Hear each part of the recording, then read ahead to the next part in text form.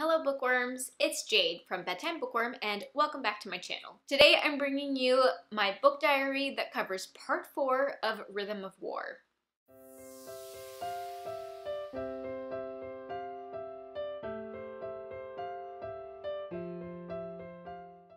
If this is one of the first book diaries of mine that you have seen, basically it's a really spoilery, in-depth reading vlog, which is why it is so long. I do have timestamps for the chapter breakdowns in the description box so that you can jump to the chapters that you have already read, or if you've read all of part 4, you can watch it all the way through. I will also link my playlist of book diaries because I do have book diaries for a lot of the Stormlight Archive books. Each Stormlight Archive book is split into 5 parts, so I have one for each part starting at like mid-book 2 or something. So if you missed the other Rhythm of War book diaries, they are on the playlist. Like I said, these are spoilery videos, so don't watch this if you haven't read part 4 of Rhythm of War. Because it is a spoilery video, I do go into like theories and predictions and things. So in the comment section, just be careful not to spoil anything that we don't know at the end of part 4. Like, don't correct me if you know something that I don't know. Just be careful of spoilers in the comment section. I just don't want anyone to get spoiled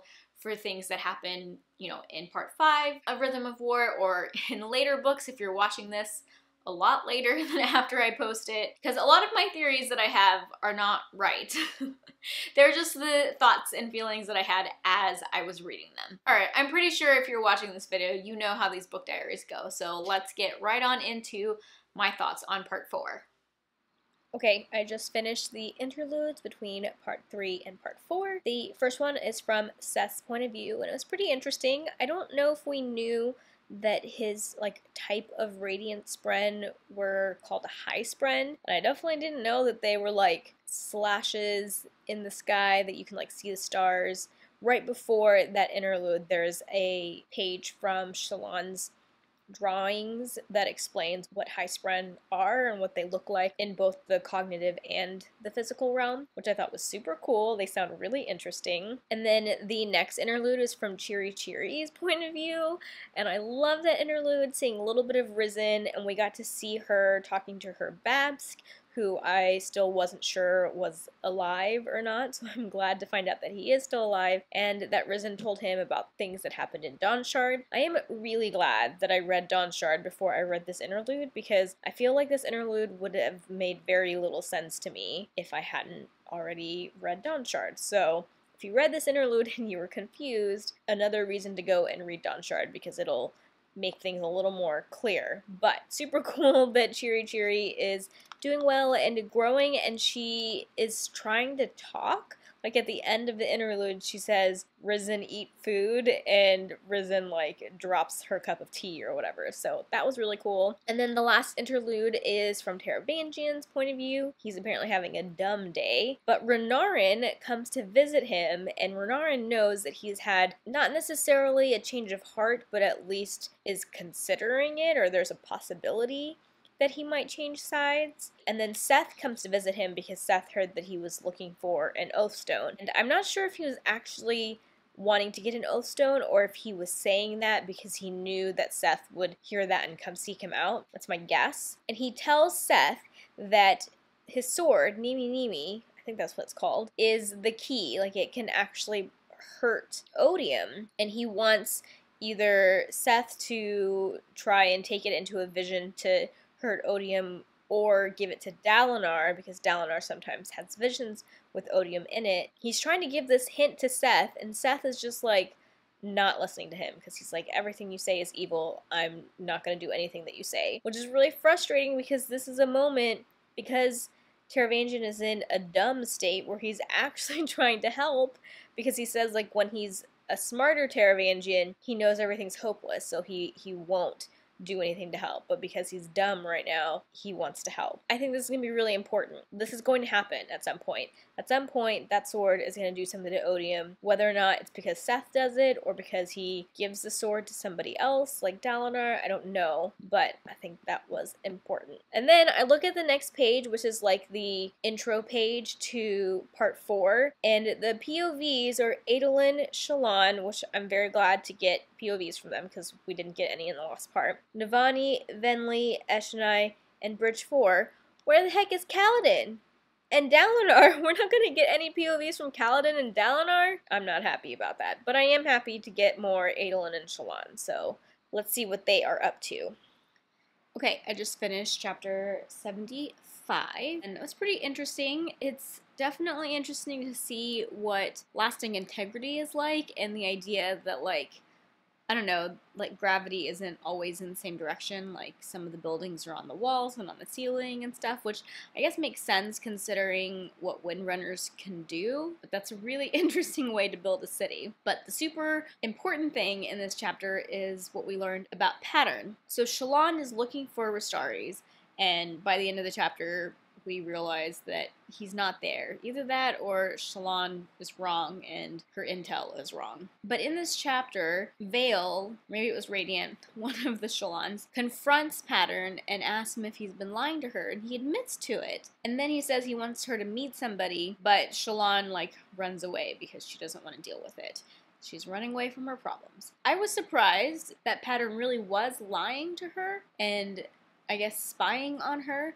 But it sounds like he has a good reason, and I trust that he has a good reason. I don't think he's been working for Mraize. I don't think Pattern is evil. There's something more to it, and I'm really frustrated that Shallan doesn't want to confront it and just wants to, like, forget about it, because I am super curious, and I want to know what Pattern's been up to, and who is this other cryptic that he wants her to meet. I mean, I'm sure we'll learn soon, but still. Frustrating. I'm so surprised that Pattern really was lying to her, but I have faith that it was for a good reason.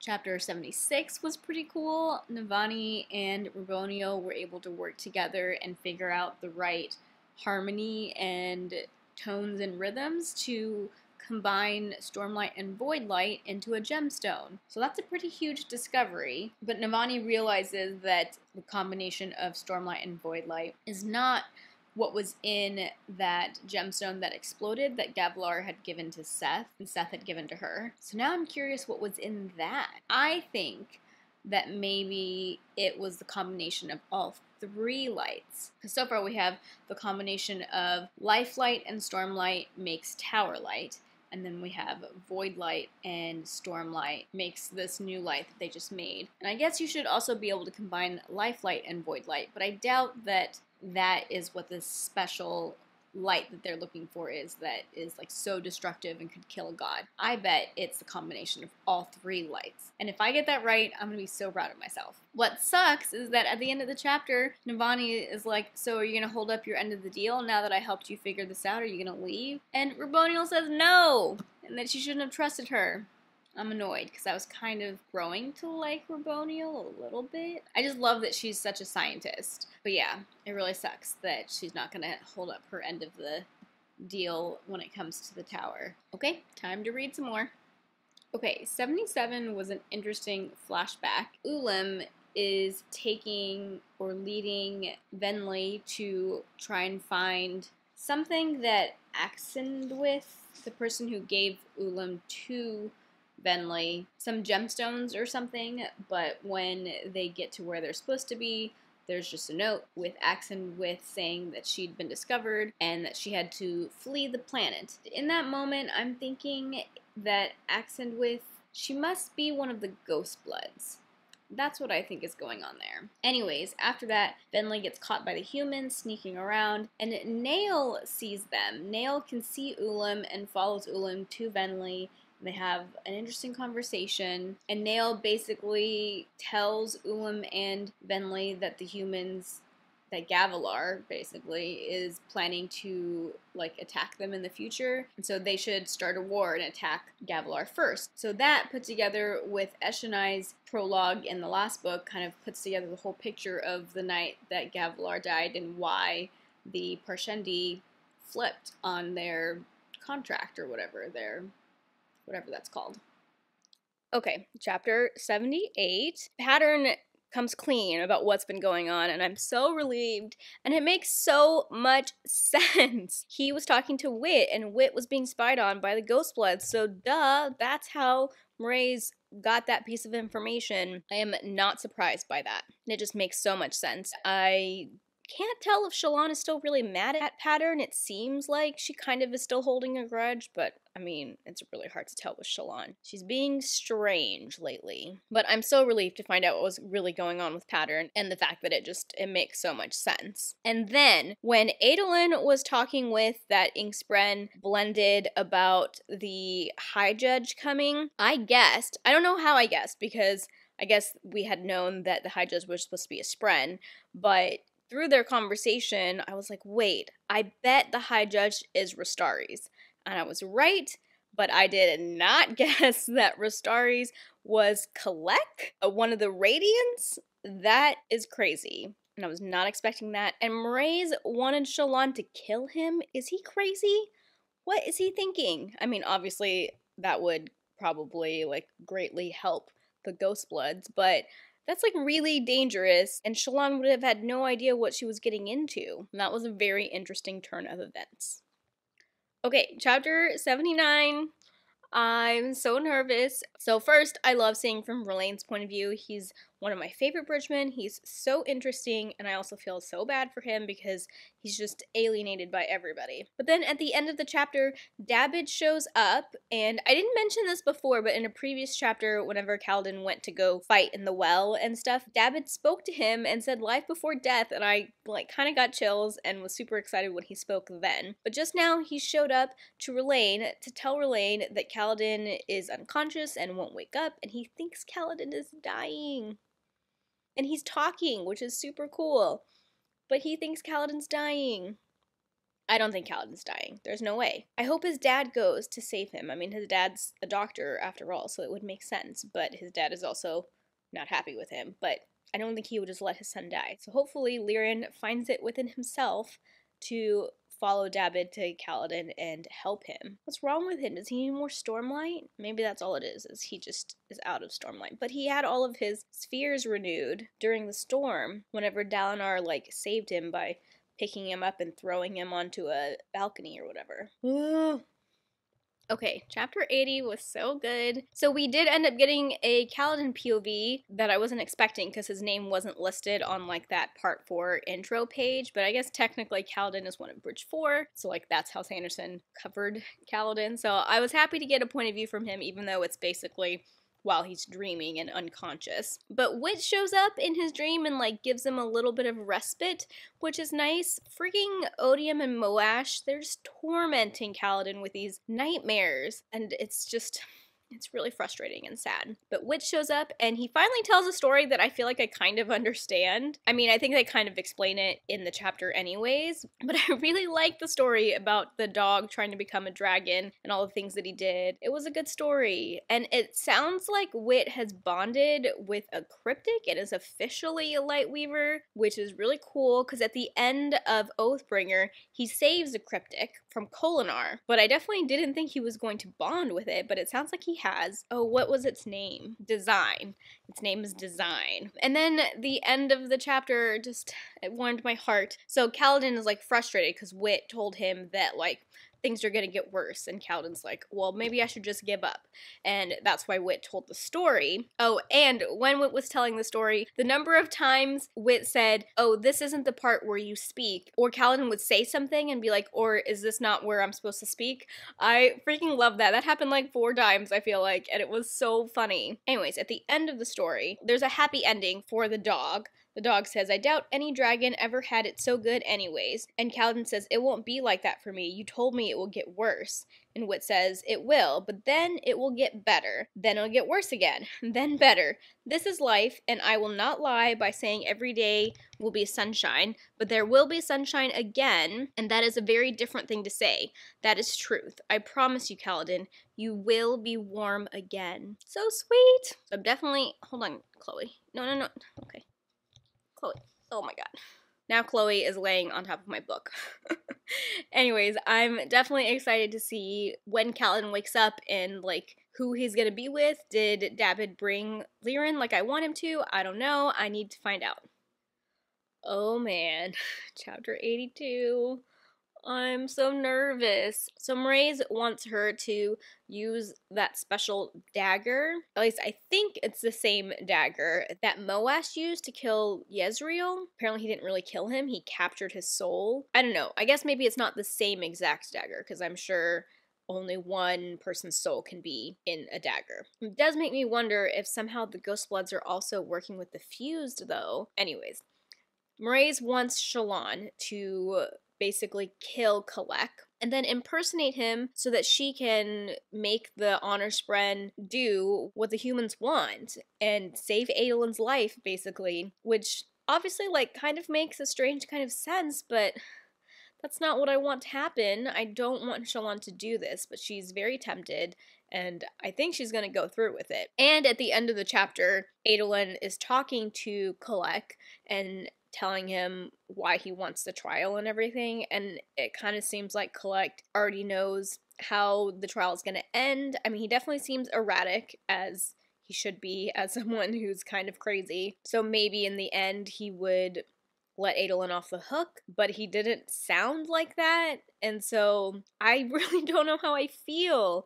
I don't want Shallan to do this, but obviously I want Adolin to be successful. I guess at this point what I'm kind of hoping is that Shallan comes clean to Adolin and tells him everything, and Adolin helps her decide what to do, but Adolin's not going to want to do that to Kalek. I don't know. I'm so nervous. I can't believe, / I can believe, that Shallan is excited at the prospect of becoming a full Ghostblood. Like, I know she wants answers to things, but doesn't she realize that the Ghostbloods are bad? I mean, Wit says that the Ghostbloods are bad, so I believe him.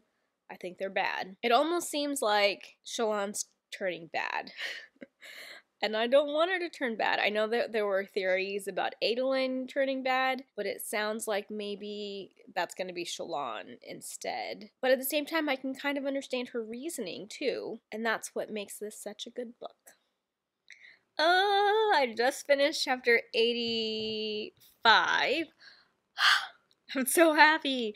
It was from David's point of view, and I'm so happy to get a point of view from him and to see inside his head a little bit. I really like his character now. I mean, I liked him before, but now that I know, like, why he wasn't talking, but that he could and everything, and the way that this chapter ended. So Lift heals Kaladin, and then she heals Teft. I didn't know she could do that. She can wake Radiance. I wonder if she can wake all the Radiance, or if she can wake only the Windrunners, because all of the Windrunners were like kind of semi-conscious or like the closest to consciousness, so I almost wonder if that's why she was able to heal Teft and Kaladin. But Teft is awake!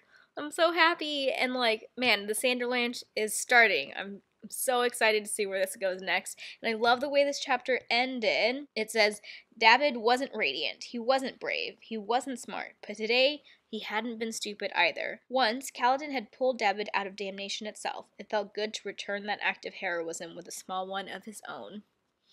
David, I'm so happy for him. And apparently the sibling told him that if he bonds a Radiant Spren, that it can heal him. I don't know if that's true or if she's mistaken about that. And I also wonder, what if she actually bonds with David because she's been talking to him and maybe she trusts him more than any other human? I don't know. So many options for who the sibling might end up bonding. We'll see. Okay, I just finished 89, and I have such mixed feelings about Raboniel. I do think it's cool that her and Navani can kind of respect each other as scholars, and I love all the science stuff and all the experiments that they're doing. I'm sure a ton of people find all of that really boring, but I don't find it boring at all. I find it really interesting. So I love all of that, but the fact that Raboniel is still obviously a bad guy, I don't like. And I feel so bad for the sibling. She says that she's dying and that she has been watching Relaine and likes him, but she can't bond him right now. And I don't want her to die. I don't think she will, but I'm very sad for her. And she's obviously really scared. Poor sibling. I hope she makes it through this. I don't have too many thoughts other than that, except for the fact that I'm dying to get back to Kaladin. Like, what a cliffhanger we got left on for that, and then we've been with Adolin and Navani. I think the next chapter is back in Aelin's point of view, and I just want to get back to Kaladin. Okay, chapter 90. and I have a prediction. Well, obviously, Adolin's trial is not going very well. I am relieved to hear that Vale is siding with Radiant and voting not to kill Collect. That is encouraging. Not encouraging that at the end of the chapter it ends with Formless being the one who is speaking with Adolin. That's a little scary. But even before I got to the end of the chapter, I had a guess. Let's see, when did I have this idea? Whenever they brought the Deadeye's cryptic down as, like, was it a last witness, or whenever that happened, and they were asking Adolin, do you know about this cryptic, and that she only died within the last 10 years. I started piecing things together. So earlier, and I don't think I talked about this in any of my clips, but Pattern, when he came clean about talking to Wit through the cube, he was trying to show or introduce a Deadeye cryptic to Shallan, and she was like, no, I don't want to talk about it. And I didn't think anything of it. I mean, I was like, who is that? I didn't think anything of it. And then just now, whenever one of the Honor Spren brought that one down to, like, confront Adolin and ask him if he knew that it existed, and Adolin said that he had met the Deadeye cryptic back at the markets, and I remember that. But I didn't think about the fact that those two were the same Deadeye cryptic. And then my idea is that, what if that was Shallan's original Spren? What if Shallan is the one that accidentally killed that Spren, and Pattern is her second Radiant Spren? And I feel stronger in my conviction about this guess with the way that this chapter ended, because Adolin says, I wish I could find out who killed that cryptic. That's what ruined it today. And then in Shallan's head, I'm guessing one of the other Shallan says, it is time. And then that's when Formless shows up. And so I don't know, I feel like it's all connected. I feel like whatever Shallan is hiding from herself, it has to do with breaking her oaths to that other cryptic Spren that is now a Deadeye. I could be wrong, obviously, but I feel like it fits. Okay, chapter 91. I don't have a whole lot to say. I mean, it was really good to finally get back to Kaladin and Teft and everybody, but they're not doing a whole lot. They're just eating and talking and trying to figure out what their next steps are. But I had an idea. Kaladin can't get in touch with Syl, and it sounds like she's not able to manifest in the physical realm, which means she's in the cognitive realm, right? So, what if she ends up going to Lasting Integrity and somehow is, like, the key to saving Adolin, and then we don't have to kill Collect, Shallan doesn't have to do anything shady, and Adolin can still be saved. So what if that happens? I'm calling it. We'll see. Okay, chapter 92, and Venli just found out that a bunch of her people are still alive. That's so exciting! The people who had run away when they didn't want to take on the storm form, and they took a bunch of the children and the old people, and she thought they were all dead, but they're not. I'm excited about that, but I'm a little bit nervous because I'm afraid what the Fused is going to do with them. I hope they're not going to try and take over them or anything. Rabonio didn't seem to say that that's what was going to happen. Why did she give Venli that information and that map? I don't know. Very intriguing. I just finished chapter 93. That was a very tense chapter, but I'm smiling because I was right. That Deadeye cryptic was Shallan's first Radiant Spren. She did have a different Radiant Spren before Pattern. I was right. That's so cool. I'm so excited. I feel like I very rarely guess what Sanderson is doing and get things right, so I'm super excited about that. A little sad, strangely, that Vale is no more. Was definitely really nervous when Formless was like the main POV or main Shallan in this chapter, and then realizing that Formless was actually still just Shallan, seeing some of those memories that Shallan had repressed, and I mean, I'm gonna miss Vale, but Vale is really just Shallan, so like, really nothing to miss, I guess. But that was all very interesting and like heartwarming in a way. And then I was so glad that she decided not to kill Collect because I was very stressed about that during the chapter. But then the ending of the chapter, the Honor Spren come and they say that they're gonna have to sequester Collect for his own good. That does not bode well for Adolin. I don't know what's going to happen. I really hope that I'm also right about Syl showing up and saving the day, but we'll see. Okay, just finished 94, and the trial didn't go exactly how I thought it would, but that's okay. I'm still kind of happy with how it went. Syl did not come to save the day, but Maya saved the day, which I do think I had that idea. I mean, I didn't know how it would happen, but it did occur to me a long time ago, probably during part 2. Maybe I even said it back then. I don't remember. I haven't started editing these vlogs yet, so I'm not sure. But I did think that maybe the honor sprint would see how Maya felt about Adolin and the fact that she was doing things that Deadeyes weren't supposed to be able to do, which is kind of what happened. That's crazy that she started yelling like that, and the idea that the honor spren or all of the radiant spren chose to let the Radiants break their oaths is super interesting. Obviously, it sounds like they didn't know they were going to die, but they knew that it would be painful and they chose it anyways. And what Blended said about the fact that, you know, this changes things, but it still makes it like kind of scary for Spren to be bonding Radiants again because, you know, they must have had a really good reason for letting the Radiants or choosing for the Radiants to break their bonds, knowing that they would have to go through something really terrible. And it's true. I mean, we know what the reason was, right? I mean, what is it? The fact that humans were the original invaders, that the Surges were going to destroy the world. Like, using their powers is going to destroy the world. But I guess we don't know why they thought that, the last part. So, very interesting chapter, and I'm happy that Adolin is not going to be imprisoned for years, so that's good. Okay, I just finished chapter 97. What a roller coaster of emotions. Navani was able to create this anti-void light, which was super interesting. I don't think I totally understand the science behind it. And then Raboniel got all excited about it, and I was like nervous once she kind of figured it out. And then when the explosion happened, I was like, oh my god, did we just kill Raboniel? And I got kind of excited. And then, of course, she wasn't dead. And then, not gonna lie, I shed a few tears when Raboniel killed her daughter. That was really sad. But then Raboniel made me so mad because now she wants to do the opposite or the same sort of with Stormlight and kill the Radiants and kill their Spren. I have so many mixed feelings about Raboniel. I cried for her when she killed her daughter, and now she's threatening the Radiants and their Spren. Very much not cool. Okay, so I guess this is the end of part 4. I'm very excited for all of part 5. I can't wait to see how all of this ties back together and what happens to everybody. I have a feeling it's going to be intense. I'll see you guys in the next video. Alright guys, that was part 4 of Rhythm of War.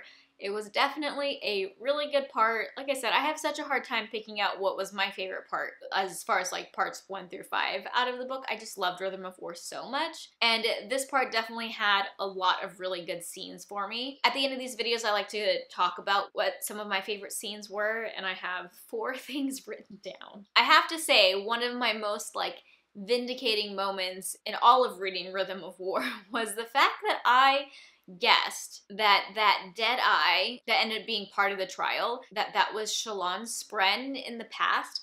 I didn't guess it like early on or anything, but I did guess it before it was revealed, and that felt pretty good to be right about that because I have so many theories when I was reading this book or when I'm reading this series that turn out to be wrong, as you probably already know. So I was really happy that I guessed that one. Just all of the stuff in Lasting Integrity was so interesting. I really love those scenes. Shallan's choice about whether or not to kill Collect was making me so nervous and giving me so much anxiety, and I was so happy when she ended up not killing Collect because I definitely thought she was going in there to do that, and the fact that she didn't, I just let out a big sigh of relief. And then the way the trial ends for Adolin with Maya, I loved all of that. And then I did still really enjoy everything happening in the tower. That was all very exciting moments. I think the biggest moment for me, the moment that was kind of surprising because it was so emotional, was when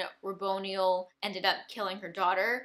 I cried reading that, and Raboniel is is a villain, and I was so shocked that I had these emotions. But she's one of my favorite characters from this book, and I was emotional about her a lot, especially in this scene. It was a heartbreaking scene, and because she is a villain, I don't usually feel things for villains, but I did, and so that is also one of my favorite scenes from this section. Alright guys, so those are my thoughts on part 4 of Rhythm of War. We just have one part left, and I know there are tears in that section. I haven't edited it yet, but I definitely cried at the end of Rhythm of War, so I'm really excited to get that edited and posted for you guys. We're almost to the end, and it's such a good ending for the book.